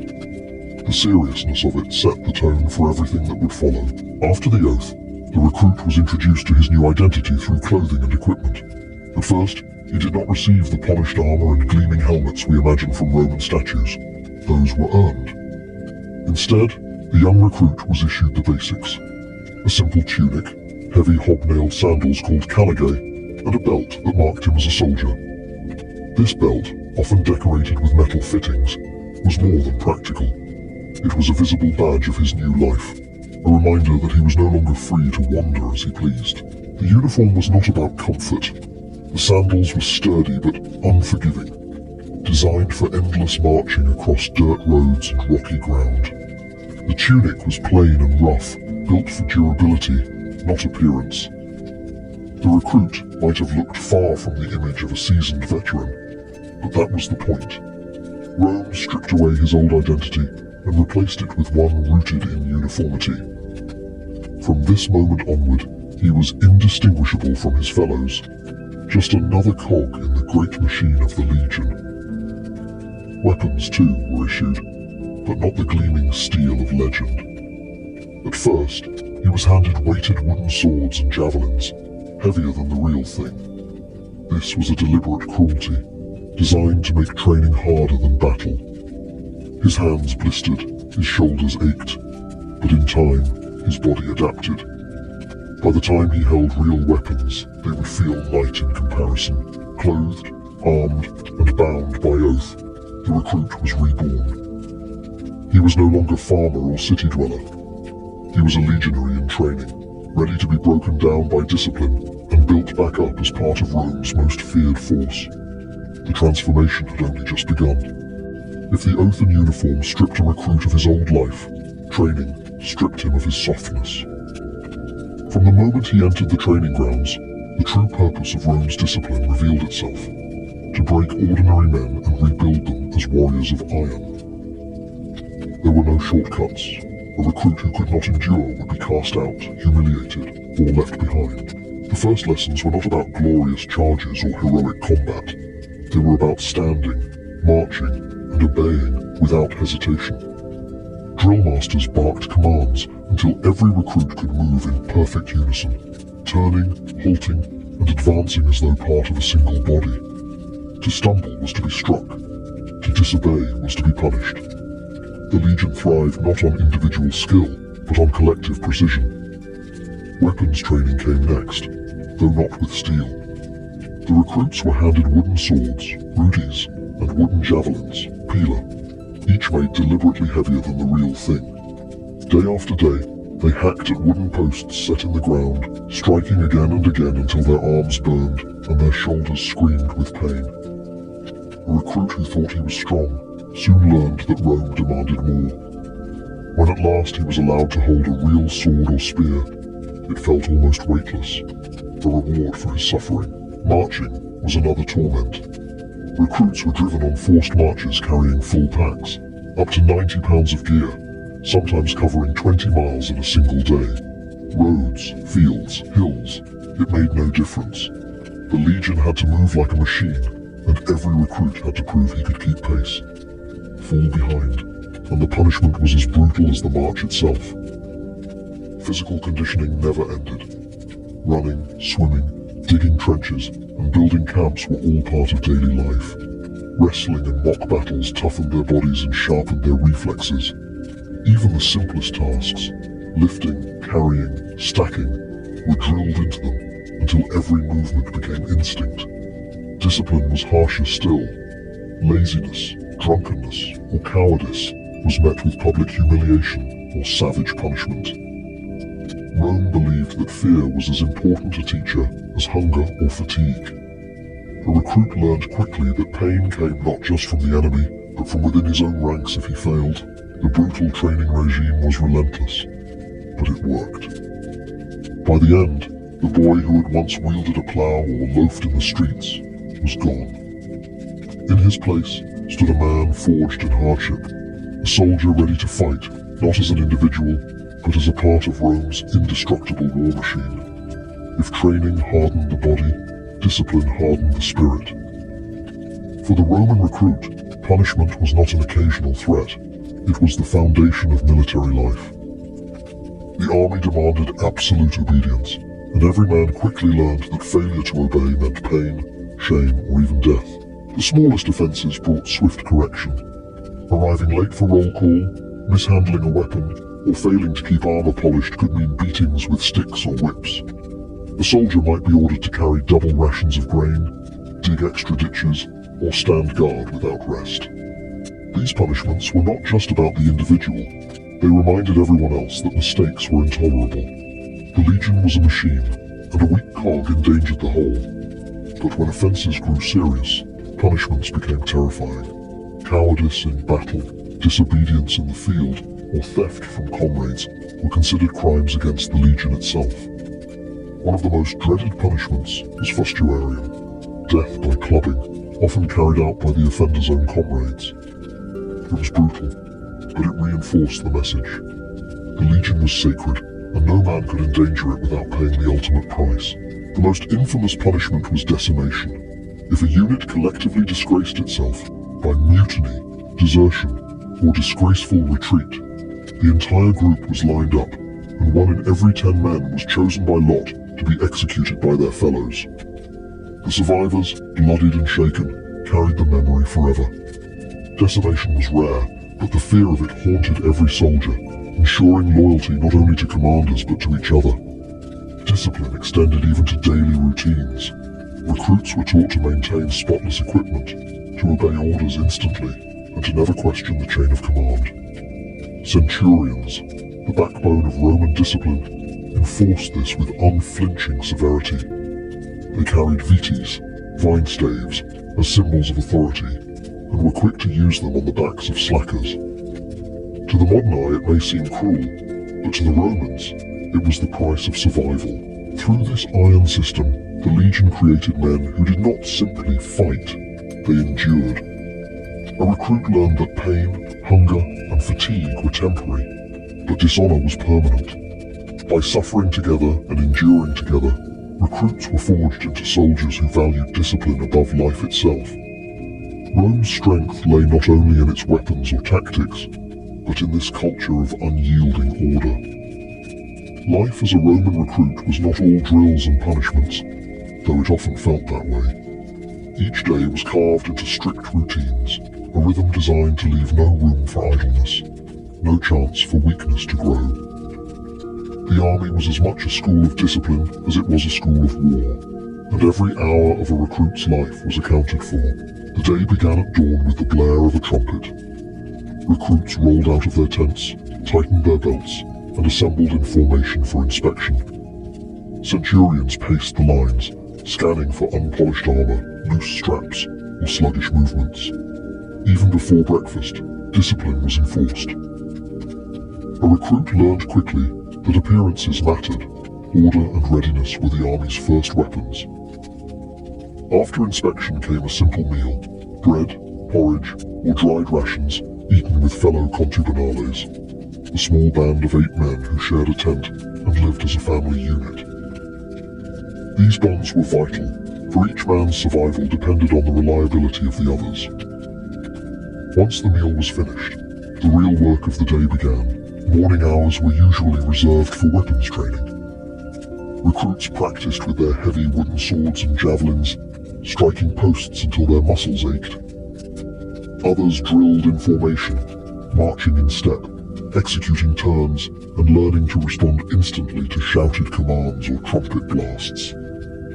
Endurance exercises followed, running, swimming, and wrestling to toughen the body. Sweat was constant, blisters inevitable, but there was no pity. Afternoons were often devoted to labor. Recruits dug ditches, cut timber, carried stones, and built practice camps. These tasks were not only training but preparation. A soldier needed to be as skilled with a shovel as with a sword, for Rome's strength lay as much in her fortified camps as in her battle lines. Evening brought another meal, followed by lighter duties, cleaning weapons, repairing equipment, or standing guard shifts. The camp quieted under watchful eyes, but recruits rarely enjoyed leisure. Even when not ordered to labor, they knew that any lapse could be punished. By nightfall, the day's rhythm left the recruits exhausted but stronger. Every sunrise began the cycle again. Inspection, training, labor, discipline. The routine was relentless, but its purpose was clear. By stripping away comfort and enforcing order, Rome reshaped raw youths into hardened legionaries who could march, fight, and endure without hesitation. A Roman recruit was not trained to be a lone warrior. He was trained to be part of something larger, a machine of flesh and iron known as the Legion. Individual bravery was valued, but discipline, unity, and loyalty to comrades mattered far more. From his first day, every lesson pressed this truth into the recruit's mind. Survival depended on the man beside him. The smallest unit of the Legion was the Contubernium, a tent group of 8 men who shared food, shelter, and responsibility. For the recruit, this became his family. They trained together, marched together, built camps together, and often shared punishments together. Trust was forged through sweat and suffering. If one man faltered on a march, the others bore his burden. If one man shirked duty, all paid the price. Through this, the recruit learned that his actions were never his alone. Above the Contubernium stood the century of 80 men, led by a centurion whose authority was absolute. The centurion embodied the spirit of Rome's discipline. To recruits, he was both a teacher and a terror, driving them to perfection with relentless drills and the sting of his vine staff. Yet over time, respect grew. The centurion shared their hardships, marched at their side, and stood in the front line of battle. His presence reminded recruits that leadership in Rome was earned by endurance as much as command. The recruit also absorbed the symbols of the Legion. The eagle standard, carried at the heart of the unit, was more than metal on a pole. It was the soul of Rome itself. To lose it in battle was the ultimate disgrace. Recruits were taught to fight not just for their lives, but for the honor of the eagle and the eternal glory of the Legion. Camaraderie was fostered in other ways as well. Meals were communal, tasks were shared, victories celebrated together, festivals, sacrifices to the gods, and even the daily routines of singing on the march or setting camp built bonds stronger than family ties. These men were not just companions, they were brothers in arms, bound by the oath of loyalty and the shared grind of training. By the time training advanced, the recruit no longer thought of himself as a farmer's son or a city pauper. He was a legionary, part of a living wall of shields and spears. The legionary spirit had been hammered into him, a spirit that valued unity over self, Rome over all. Training camps hardened the body and forged discipline, but nothing compared to the shock of a recruit's first campaign. Once the oath was sworn and the drills completed, the recruit was sent marching with the Legion beyond the safety of familiar fields. For many, it was the first time leaving home. The road stretched endlessly ahead, and with it came exhaustion, fear, and the dawning realization that war was not glory. It was survival. The first lesson was the march itself. 20 miles a day with nearly 90 pounds of gear strapped across shoulders and hips tested even the strongest. The recruit's pack held stakes for building nightly camps, rations of grain, a cloak, cooking equipment, tools, and weapons. He quickly understood why veterans were called Marius's mules. The burden was as constant as the march. Feet blistered, muscles screamed, but the column moved on. Falling behind was not an option. Then came the reality of camp life on campaign. Each evening, after hours on the road, the exhausted recruits were ordered to dig ditches, raise ramparts, and drive palisade stakes. There was no collapse into rest until the fortress was built.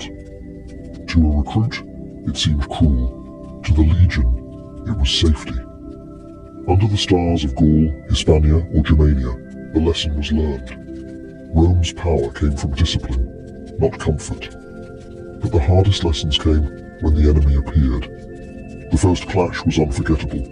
Trumpets blared, dust filled the air, and the recruit found himself shoulder to shoulder in a line of shields, heart pounding as missiles whistled overhead. Drills became instinct. Advance, throw the heavy javelin, lock shields, draw sword.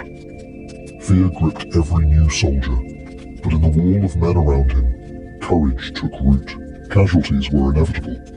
A recruit's first campaign was often his first taste of death. Comrades cut down beside him, screams echoing across the field. In those moments, he learned Rome's hardest truth. The Legion did not stop for grief. The formation closed ranks, and the march continued. Loss was endured, not indulged.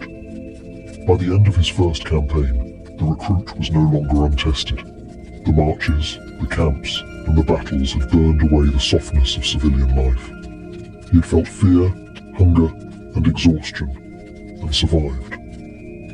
Those who endured the first campaign were no longer recruits. They were legionaries, hardened by trial and bound to Rome by blood and sweat. By the time a recruit survived his first marches and battles, he was no longer wide-eyed, but he was still green. What truly shaped him into a Roman soldier was the time spent among veterans. These hardened men had years, sometimes decades, of service behind them.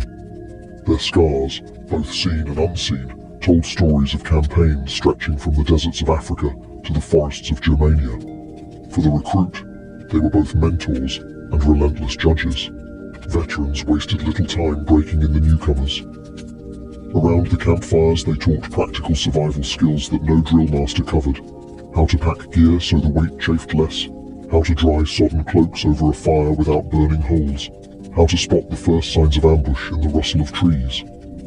They passed down tricks for stretching rations, sharpening blades, and keeping feet from rotting after endless marches. A recruit who listened carefully might spare himself misery. A recruit who ignored them learned the hard way. But veterans also enforced the culture of the legion. They had little patience for complaints or softness. Newcomers were mocked for blisters, jeered for clumsy sword work, and scolded for slow reactions. It was harsh, but it was the Roman way. Pressure forged resilience. Over time, the recruit discovered that the ridicule faded as his competence grew.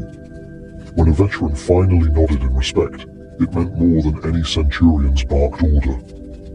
Living among veterans also meant absorbing their stories. Tales of past battles, heroic stands, near disasters, clever victories, circulated through the tents at night. These stories were not idle entertainment. They were lessons in courage, caution, and loyalty. The recruit learned that victory was never guaranteed, but discipline and unity gave Rome its edge. He also learned that death was an ever-present companion, accepted with grim humor. There was camaraderie too. Veterans taught songs sung on the march, crude jokes shared over rations, and rituals before battle. Slowly the recruit was no longer an outsider, but part of a brotherhood bound by shared hardship. Bonds of trust grew stronger than family ties, for in battle, each man's life depended on the one beside him. By living among veterans, the recruit crossed the final threshold from outsider to insider. He had entered as a raw youth, unsure and untested. Now he was learning to carry himself like a legionary, silent in suffering, steady in formation, and unshakable in loyalty.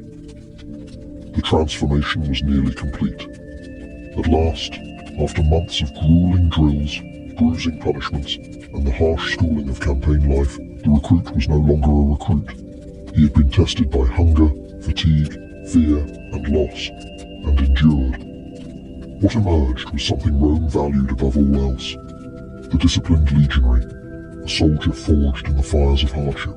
The transformation was both physical and mental. His once slender frame, softened by farm labor or city idleness, had become hardened muscle. Blisters on his feet had turned into calluses tough as leather. His arms no longer trembled under the weight of shield and sword. By now he could march 20 miles with full kit and still have the strength to dig a ditch or build a palisade at the end of the day. The endless repetition of drills had made every movement automatic.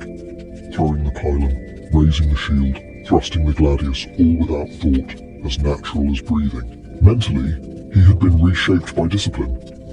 The fear that once gnawed at him before battle had been dulled, replaced by the calm knowledge that he was not alone. He stood as part of a wall of men, each shield locking with the next, each sword moving in rhythm. The recruit's old individuality had been stripped away, but in its place came something greater, the collective identity of the legion. He was no longer simply Marcus the farmer's son or Lucius the street urchin. He was a Roman soldier. Recognition of this new status often came in small ways. A centurion might finally address him without disdain. Veterans who once mocked his blunders now trusted him to hold the line. He received his full set of arms and armor, helmet, mail or segmented cuirass, shield emblazoned with the legion's mark. Clad in steel and carrying the eagle's honour on his shoulders, he looked every inch the image of Rome's might. The making of a legionary was never gentle. It was a process of breaking and rebuilding, of stripping away weakness until only iron remained. Yet the rewards were clear: steady pay, the prospect of land after service, and above all the pride of knowing he was part of the greatest military machine the world had ever seen. For Rome, the recruit's journey ensured that the legions remained unshakable. For the man himself, it marked the end of boyhood and the beginning of a life defined by loyalty, endurance, and the eternal march of empire. Hey guys, tonight we begin